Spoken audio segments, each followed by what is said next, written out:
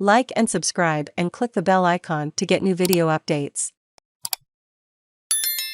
Russia-Ukraine war, what we know on day 82 of the invasion. Sweden follows Finland in application to join NATO. NATO pledges open-ended military support to Ukraine. British intelligence estimates Russia has lost a third of invasion force. Sweden has indicated it will follow Finland in applying for NATO membership. The two countries' move abandons decades of military non-alignment triggered by Russia's invasion of Ukraine and would redraw the security map of Europe. NATO chief Jens Stoltenberg said the alliance would look to provide both countries with interim security guarantees while the applications are processed, including possibly by increasing troops in the region. In apparent retaliation, the Kremlin has pulled the plug on electricity supplies to Finland, with which it shares a 1,300 kilometers, 800-mile, border. NATO pledged open-ended military support for Ukraine on Sunday. At a meeting of alliance foreign ministers in Berlin, Germany's Annalena Baerbock said it would provide military assistance for as long as Ukraine needs this support for the self-defense of its country.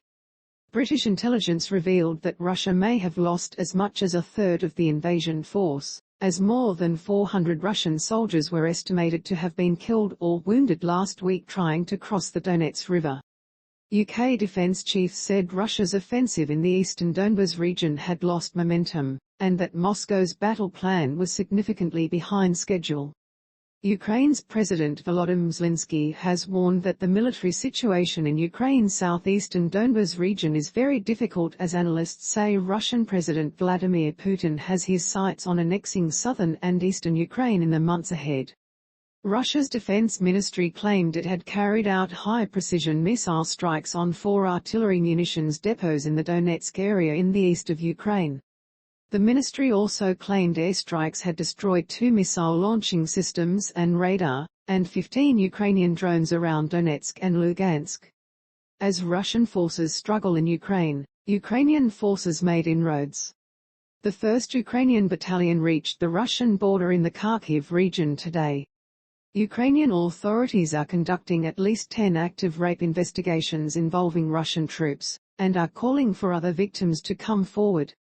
Kalash Orchestra, the band that won Eurovision last night for Ukraine, is auctioning off the statuette to raise funds for the Ukrainian army and Ukraine. The win has lifted spirits around Ukraine.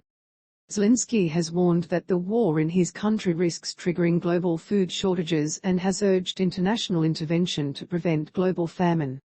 Before the invasion, Ukraine supplied 12% of the planet's wheat, 15% of its corn and half of its sunflower oil. A cyberattack on the Lviv City Council website resulted in stolen data that ended up published in Telegram channels linked to Russia.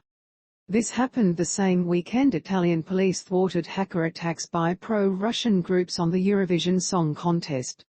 Russia's invasion of Ukraine has abruptly transformed the world. Millions of people have already fled. A new Iron Curtain is grinding into place. An economic war deepens. As the military conflict escalates, civilian casualties rise and evidence of horrific war crimes mounts. It's our job at The Guardian to decipher a rapidly changing landscape, particularly when it involves a mounting refugee crisis and the risk of unthinkable escalation. Our correspondents are on the ground in Ukraine and throughout the globe delivering round-the-clock reporting and analysis during this perilous situation.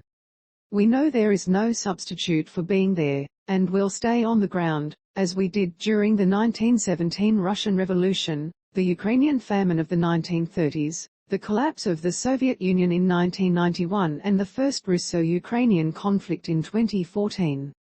We have an illustrious, 200-year history of reporting throughout Europe in times of upheaval, peace and everything in between. We won't let up now. Tens of millions have placed their trust in The Guardian's fearless journalism since we started publishing 200 years ago, turning to us in moments of crisis, uncertainty, solidarity and hope. We'd like to invite you to join more than 1.5 million supporters from 180 countries who now power us financially, keeping us open to all, and fiercely independent. Unlike many others, The Guardian has no shareholders and no billionaire owner. Just the determination and passion to deliver high-impact global reporting, always free from commercial or political influence. Reporting like this is vital to establish the facts, who is lying and who is telling the truth. And we provide all this for free, for everyone to read. We do this because we believe in information equality. Greater numbers of people can keep track of the global events,